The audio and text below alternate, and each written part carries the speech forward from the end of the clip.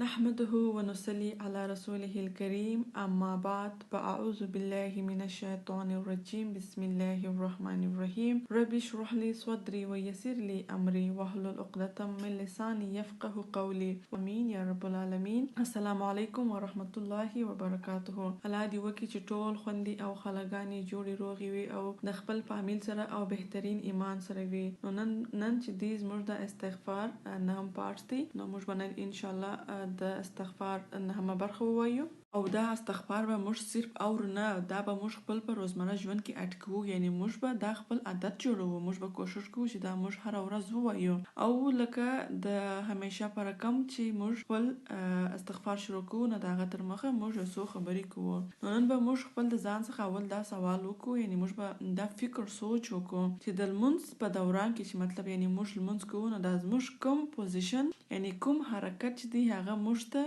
دا احساس یعنی دا محسوس کوو چې موږ الله تعالی ته ډیر نږدې یو. په دې الحمدلله موږ ټول پوهیږو چې دا سجده ده. کله چې موږ سجده کوو، کله چې موږ د سجدې په حالت کې یو، نو موږ دا محسوس کوو ډیر، موږ ته دا احساس درېږي چې موږ الله تعالی ته ډیر نږدې یو، ځکه چې موږ خپل ځانونه الله تعالی ته غورځولي یو. دا زموږ فکر ټول شان چې دا موږ فکر سوچ فهم دا ټول د الله تعالی و طرف ته یو. موږ هغه ته ځان اچولی یو، ځان په مسله باندې ورته غورځولی یو، یعنی موږ خپل سر و الله تعالی ته کښته کړی دی. موږ هغه ته په سجده یو، یعنی موږ دا محسوس کوو چې موږ الله تعالی ته ډیر نږدې یو په دغه پوزیشن کې. یعنی په هر حرکت کې زموږ فهم چې دی کله کله یوې خوا بلې خوا ته اوړي، موږ یو خوا بل خوا ته ګورو، موږ په سوچ کې یو شی راځي، هغه د رکوع په حالت کې زموږ فکر یو خوا بل خوا ته یي. لیکن کله چې موږ سجدې ته ولاړ شو، د سجدې په دوران کې یعنی زموږ ټول فکر چې یعنی هغه موږ سر کښته کړی الله تعالی ته، او زموږ ټول فکر او فهم چې هغه کم طرف ته هغه د الله تعالی طرف ته یي. نو دا کله چې موږ سجدې ته ولاړ سو،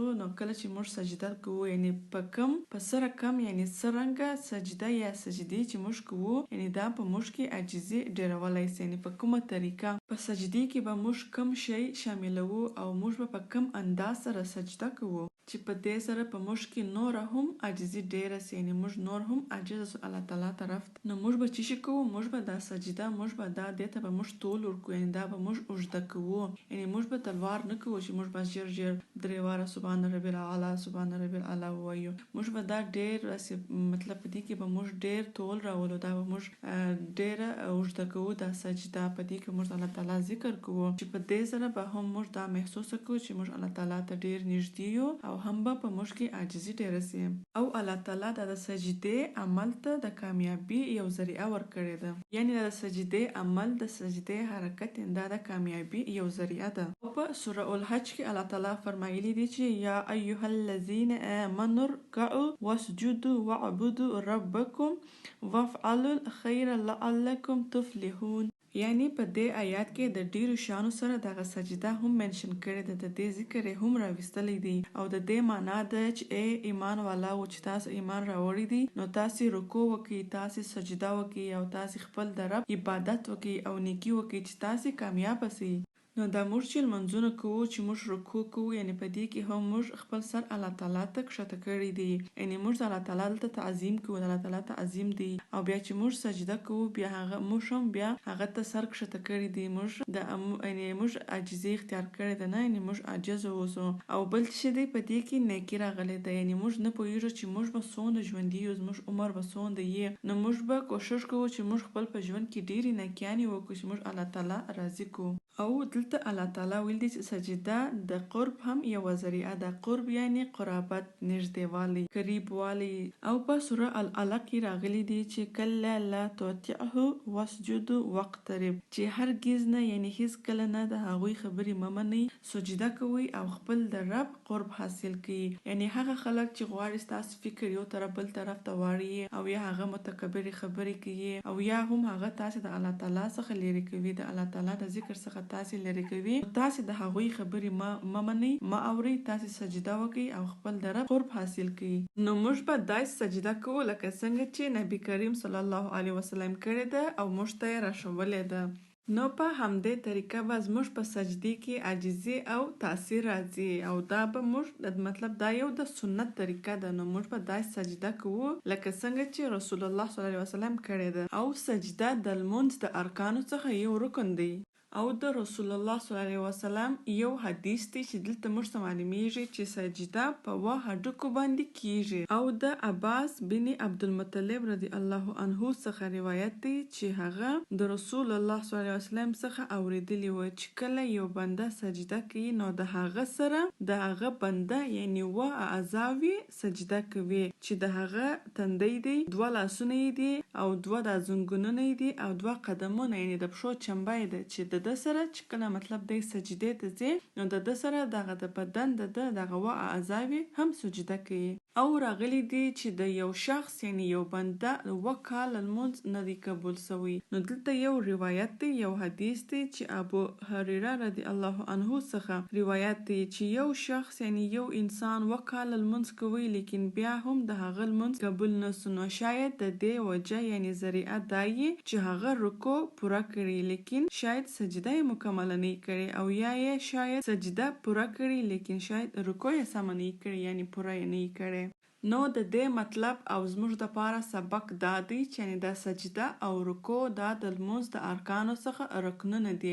نو که موږ لمونځ کوو او موږ د سجده او رکوع په سمه توګه نه ادا کوو یعنی موږ په دې کې کمی راولو یا موږ دا سم نه کړی صحیح مو نه کړی نو بیا د زموږ ټول منځونه چې دا ټول ضایع کیږي. نو موږ به کوشش کوو چې موږ هر شی شپ صحیح په مکمله توګه ادا کوو، کاغه سجده ده او کاغه رکوع ده.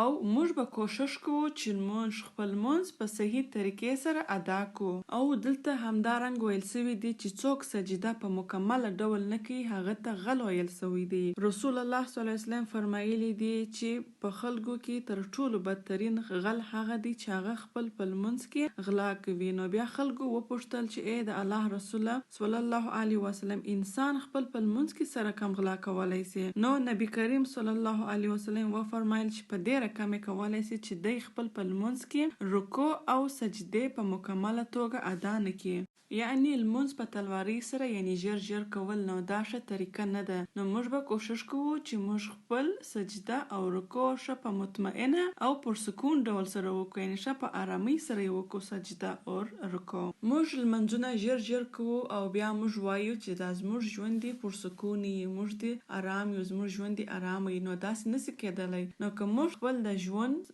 پرسکون کېدل غواړو، آرامتیا غواړو، نو زموږ دپاره لازمه ده، ضروري ده چې موږ د خپل مونږ ښه په سکون ښه په آرامۍ سره ادا کو. نو د هر څه د مخه باید موږ خپل منځونه ښه پر سکون او په آرامتیا ډول سره وکړو. او په د لمونځ کې ډیر سکون دی، یعنی چې موږ د خپل لمونځ په سمه طریقه ادا کو. لکه څنګه چې موږ رکوع ته ځو موږ په ملا داسې روی باسو او بیا چې کله موږ درېږو موږ ملا داسې سجده کوو، بیا چې کله موږ سجدې ته ځو نو موږ د خپل هډوکي په مځکه باندې لګوو یعنی موږ سجده کوو. نو که موږ دا ښه په آرام طریقې سره په سکون سره وکړو نو هلته به بیا موږ ته معلوم سي چې زموږ ژوند پر سکونه دی، یعنی موږ به د خپل د ژوند سکون محسوس کړو. او د لمونځ به زموږ د ټولو مسایلو مسلو یعنی زموږ د مشکلاتو د حل لارې یې، دا به زموږ ټول مشکلاتونه را حل کړي. لمونځ په ښه طریقه سره کول، په اخلاص سره کول او ښه په خشوع سره لمونځ ادا کول. او که موږ لمونځ په تلوارۍ سره وکړو یعنی زموږ تلوارې چې موږ لمونځ کوو چې موږ باید زه ولاړ سم چاته جواب ورکم یا د چا کال راغلی هغه ته کال بیک وکم، هغه ته دوباره کال وکم، او یا هم زه مجلس ته مې تلوارې یا مطلب داسې هر شی یا مې کار ته تلوارې. نو که موږ لمونځ په دا طریقه سره وکړو نو موږ به هغه خپل د ژوند آرامتیا، هغه خپل د ژوند سکون حاصل نه کو کوم چې موږ ته باید د لمونځ څخه حاصل سي. او ابو فاطمه رضی الله عنه ویلی و چې ماته د الله نبی صلی الله علیه وسلم فرمایلی دی چې ای ابو فاطمه که چیرې ته زما ملاقات کول غواړې نو ته سجدې په کثرت سره کوه، ته سجدې ښه په اطمینان، ښه په فکر او ښه په توجه سره کوه. نو اوس به موږ وایو چې موږ به د نبی کریم صلی الله علیه وسلم سره ملاقات څنګه کوو؟ هغه خو د دې دنیا څخه تللی دی، نو بیا خو د قیامت ورځ ده چې په هغه ورځ به موږ ان شاء الله د نبی کریم صلی الله علیه وسلم سره وینو او ټول ایمان والا به یعنی ټول ایماندار انسانان به د هغه سره ملاقات شریکي په حوض کوثر باندې به دا موږ مطلب ټول ایماندار د هغه سره ملاقات کوي. نو موږ به دا کوشش کوو چې موږ خپل ځانونه په هغه ایماندارو انسانانو کې راولو. نو دې کول د پاره موږ باید څه شي وکړو؟ موږ باید سجدې وکړو. او د سجدې څخه مراد یعنی مطلب دی نفل کول، چې موږ باید نفل ډیر نو فرض منځونه خو موږ الحمدلله ټول کوو. نو موږ به کوشش کوو چې موږ د فرض منځونو سره سره موږ به نفل هم کوو، نو چې موږ د الله د رسول سره ملاقات وسي. او د حذیفه رضی الله عنه فرمایلی دي چې ما یوه شپه د نبی کریم صلی الله علیه وسلم سره یو ځای لمونځ کوي. نو کله چې نبی کریم صلی الله علیه وسلم سجدې ته ولاړ، یعنی کله چې هغه سجده وکړه نو هغه وویله چې سبحان رب العلا. نو دا سجده چې و دا د نبی کریم صلی الله علیه وسلم د قیام سره یعنی ډیره اوږده و. نبی کریم صلی الله علیه وسلم به همیشه یعنی ډیره هغه به د سجده ډیره اوږده کول، دغه سجده به ډیره طولانی و. او د سبحان رب العلا معنا ده چې پاک دی زما رب چې تر ټولو بلند دی، یعنی تر ټولو لوړ دی. نو دا به موږ په څه وخت کې وایي دا سبحان رب العلا، یعنی کله چې موږ الله اکبر وویل موږ به سمدستي دا نه شروع کوو. یعنی کله چې موږ سجدې ته ولاړلو موږ خپل تندی په سجده باندې کښېښوي په مځکه باندې، بیا به موږ دا ښه په سکون او ښه په آرامۍ سره به موږ دا سبحان رب العلا دا به موږ 3 واره وایو. یعنی په دې کې به موږ تلوار نه کوو چې بس موږ څنګه الله اکبر وویل او بس موږ دا شروع کړي چې کله موږ سجدې ته ولاړو بس موږ دا سبحان رب العلا خلاص او بس موږ سر پورته کو. نه، موږ چې کله سجدې باندې خپل تندی کښېښوي، کله چې موږ پر تندی مو کښېښوي نو بیا به موږ دا شروع کوو ښه په سکون او ښه په آرامۍ سره بیا وایو، ښه په اطمینان سره بیا وایو. او دا نن چې موږ کوم استغفار وایو دا استغفار نبی کریم صلی الله علیه وسلم به په سجده کې هم ویل، دغه استغفار چې نن موږ وایو ان شاء الله. او نبی کریم صلی الله علیه وسلم د سجدې په دوران کې د سبحان رب العلا څخه بعد به دغه دعا یعنی دغه استغفار به ویل. او زموږ د نن ورځې استغفار دی اللهم اغفر لي ذنبي كله دقه وجله واوله واخره وعلانيه وسره. نو موږ به دا هم زده کوو، دا دعا به زده کوو ځکه چې دا هم د سجدې د دعاو څخه یوه دعا ده. او کله چې موږ سبحان رب العلا وایي 3 واره د هغه بعد موږ دا وایي دا نه بیا زموږ خوښه زموږ مرضي ده چې هر څونه واره بیا موږ دا ویلی سوای.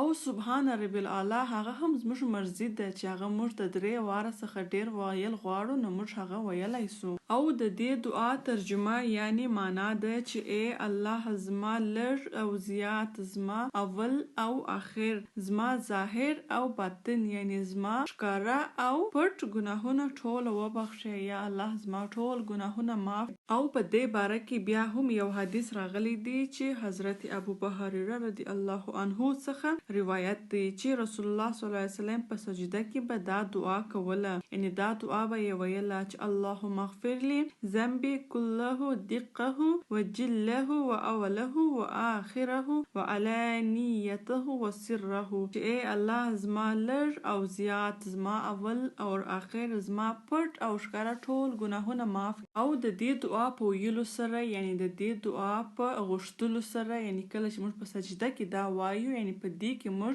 عاجزي اختیار کوو او موږ فریاد کوو الله تعالی ته چې یا الله زما ټول ګناهونه معاف. اللهم اغفر لي ذنبي كله یعنی یا الله زما ټول ګناهونه معاف کړه، څه ګناهونه څه خطاګانې چې ما کړې دي یا الله ته زما ټول ګناهونه معاف کړه، زما ته ټول ګناهونه را تیر سي. یعنی زموږ بعضې داسې ګناهونه چې هغه زموږ په یاد یعنی د هغه دپاره موږ بخښنه غواړو، لیکن زموږ بعضې یعنی ډېر داسې ګناهونه چې هغه موږ ته معلوم هم نه وي چې موږ کوم ګناهونه یعنی موږ څخه کومې غلطیانې سوي دي. نو دا استغفار به زموږ سره کومک وکړي.